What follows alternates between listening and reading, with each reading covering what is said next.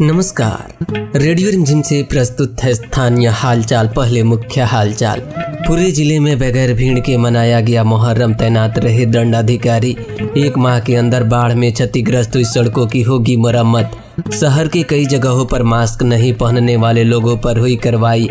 बैकुंठपुर से लेकर बरौली तक सारण तटबंध का होगा पक्कीकरण। और अनियंत्रित वाहन ने 2 को मारी टक्कर, 1 की मौत। स्थानीय हालचाल के इस अंक के साथ मैं राजेश कुमार चौरसिया। अब हालचाल विस्तार से।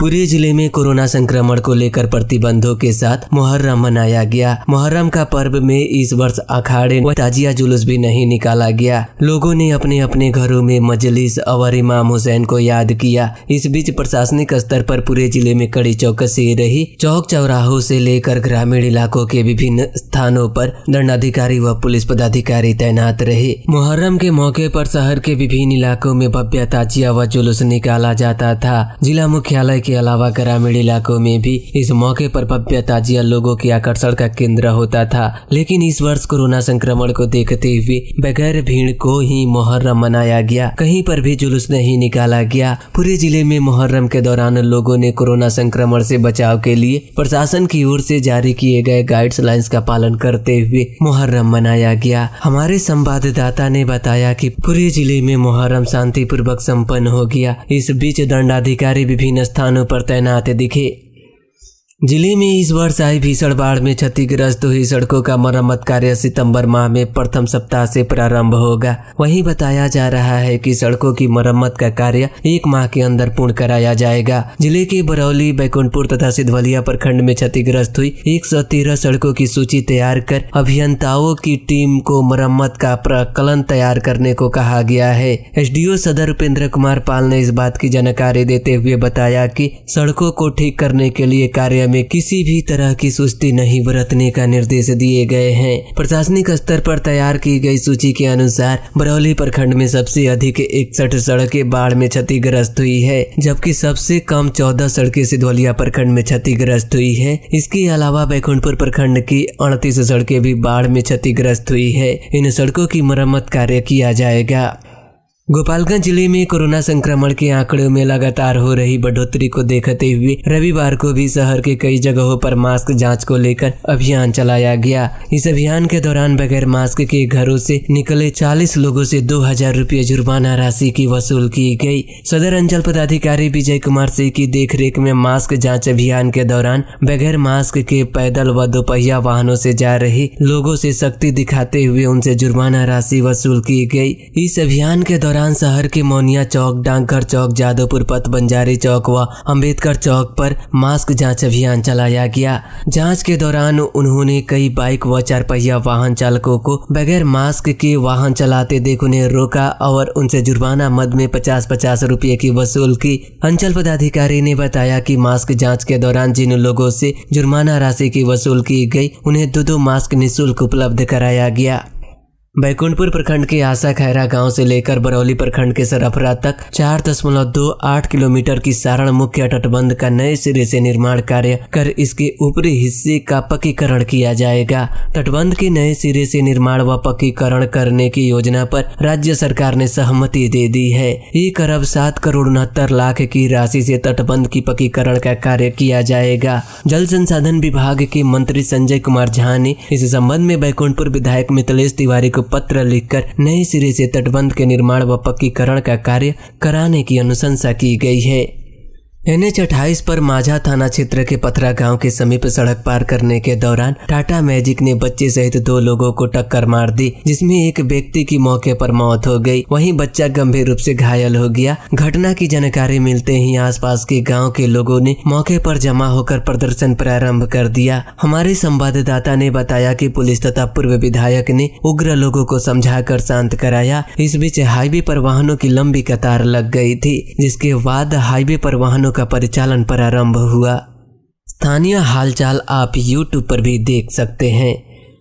वन प्रक्षेत्र भोरे के अस्थायी पौधाशाला के वन कर्मियों ने रविवार को पिछले 5 माह से मानदेय नहीं मिलने से नाराज वन प्रक्षेत्र कार्यालय में प्रदर्शन किया। कर्मियों ने वन प्रमंडल पदाधिकारी पर अपने लोगों ने धक्का देकर भगा देने का आरोप लगाया। वन कर्मियों ने बताया कि मानदेय के भुगतान सहित अपनी 6 सूत्री मांगों को लेकर हड़ताल पर है। वार्ता के लिए वन प्रमंडल पदाधिकारी अभिषेक कुमार सिंह ने बुलाया था। वार्ता करने के लिए वन प्रमंडल पदाधिकारी के कार्यालय पहुंचे तो उन्हें वन प्रमंडल पदाधिकारी ने अपने आदमियों से बाहर निकलवा दिया। साथ ही उनके विरुद्ध थाने में प्राथमिकी दर्ज करने की भी धमकी दी। कुचायकोट प्रखंड के राजापुर बाजार स्थित एक निजी विद्यालय के प्रांगण में रविवार को नाई समाज की बैठक कर समाज के लोगों ने एकजुटता पर बल दिया। वह इस बीच समाज के सदस्यों ने आर्थिक व शैक्षणिक आजादी दिलाने के लिए सभी लोगों को एकजुट होकर कार्य करने का आह्वान किया। रविवार को थामे थाना परिसर में सीएसपी संचालक के साथ हुई बैठक के दौरान सीएसपी केंद्र व आसपास के इलाकों में हो रही आपराधिक घटनाओं पर रोक लगाने को लेकर विमर्श किया गया। थाना अध्यक्ष विशालानंद ने सभी सीएसपी संचालकों से कहा कि अपने ग्राहक सेवा केंद्र पर भीड़ न लगाए, साथ ही ग्राहकों से भी 2 गज की दूरी बनाए रखे। उन्होंने केंद्र संचालकों से ग्राहक सेवा केंद्र तथा आसपास के इलाकों की गतिविधियों पर नजर रखने की अपील करते हुए कहा कि सभी सीएसपी संचालक अपने केंद्र पर सीसीटीवी कैमरे लगाएं। शनिवार की रात ताजिया जुलूस में ढोल व पटाखा बजाने का विरोध करने पर कुछ लोगों ने नगर थाना क्षेत्र के इंदरवा अब्दुल्ला गांव में एक ही परिवार के 4 सदस्यों को गंभीर रूप से जख्मी कर दिया। जानकारी के अनुसार आसपास के लोगों की मदद से सभी घायलों को इलाज के लिए सदर अस्पताल में भर्ती कराया गया, जहां उनका इलाज चल रहा है। घायल लोगों का बयान दर्ज कर पुलिस मामले की जाँच पड़ताल कर रही है। कृषि विज्ञान केंद्र सिपाया में ऊर्जावान भोज्य एवं पेय पदार्थ उत्पादन तकनीकी को लेकर गरीब कल्याण योजना अभियान के तहत 3 दिवसीय प्रशिक्षण संपन्न हो गया। प्रशिक्षण के दौरान युवाओं को कई बिंदुओं पर विस्तृत जानकारी दी गई। प्रशिक्षण पूर्ण होने के बाद युवाओं को प्रमाण पत्र भी उपलब्ध कराया गया। प्रशिक्षण कार्यक्रम के दौरान गृह वैज्ञानिक सह कोर्स प्रशिक्षण डॉक्टर अनीता गौतम ने प्रवासी कामगारों को ऊर्जावान भोज्य एवं पेय पदार्थ बनाने के बारे में जानकारी दी। प्रशिक्षण शिविर में कुल 35 प्रवासी कामगारों ने हिस्सा लिया।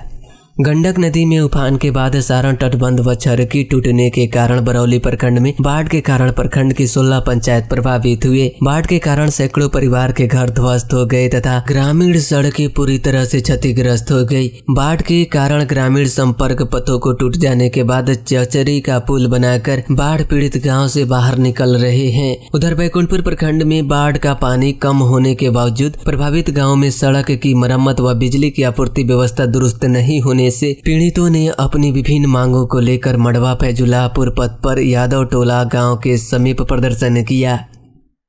गोपालगंज जिले के पुराने चौक मोहल्ले के निवासी व सिविल कोर्ट के अधिवक्ता रामनाथ साहू के घर पर बदमाशों ने शनिवार की देर रात फायरिंग की। हालांकि इस वारदात में किसी तरह की हताहत होने की सूचना नहीं है। फायरिंग होने की सूचना के बाद सदर एसडीपीओ नरेश पासवान व एसडीपीओ उपेंद्र कुमार पाल व नगर थाने की पुलिस मामले की छानबीन की। पुलिस ने घटना से खाली कारतूस भी बरामद किया है। जानकारी है कि हथुआ के रूपन चौक में हुए तिहरे हत्याकांड में पीड़ित पक्ष के अधिवक्ता है। मामले में कुचायकोट के विधायक व जिला पंचायत अध्यक्ष समेत 4 को आरोपित बनाया गया है। एसडीपीओ ने बताया कि सीसी फुटेज के आधार पर बदमाशों को पता लगाया जा रहा है। थावे थाना क्षेत्र के रामचंद्रपुर गांव में आपसी विवाद में फायरिंग कर 2 लोगों के घायल होने की सूचना के बाद मौके पर पहुंची पुलिस टीम पर हुई रोड़ेबाजी में 5 पुलिसकर्मी घायल बताए गए। पुलिस ने त्वरित कार्रवाई करते हुए घटना में संलिप्तता के आधार पर 2 लोगों को गिरफ्तार कर लिया है। थावे थाना अध्यक्ष विशालानंद ने बताया कि घटना को अंजाम देने वाले की पुलिस ने पहचान कर लिया है। जल्द ही सभी आरोपितों को गिरफ्तार कर लिया जाएगा। और अब आज के मौसम का तापमान न्यूनतम 27 डिग्री सेल्सियस और अधिकतम 34 डिग्री सेल्सियस रहने की संभावना है। अंत में मुख्य हालचाल एक बार फिर। पूरे जिले में बगैर भीड़ के मनाया गया मुहर्रम। तैनात रहे दंडाधिकारी। 1 माह के अंदर बाढ़ में क्षतिग्रस्त हुई सड़कों की होगी मरम्मत। शहर के कई जगहों पर मास्क नहीं पहनने वाले लोगों पर हुई कार्रवाई। बैकुंठपुर से लेकर बरौली तक सारण तटबंध का होगा पक्कीकरण। और अनियंत्रित वाहन ने 2 को मारी टक्कर, 1 की मौत। इसके साथ ही रेडियो रिमझिम से प्रसारित स्थानीय हालचाल का यह अंक समाप्त हुआ। नमस्कार। कोरोना संक्रमण को लेकर सोशल डिस्टेंसिंग का पालन कीजिए, मास्क लगाइए, घर में रहिए, सुरक्षित रहिए। सुनते रहिए रेडियो रिमझिम 90.4।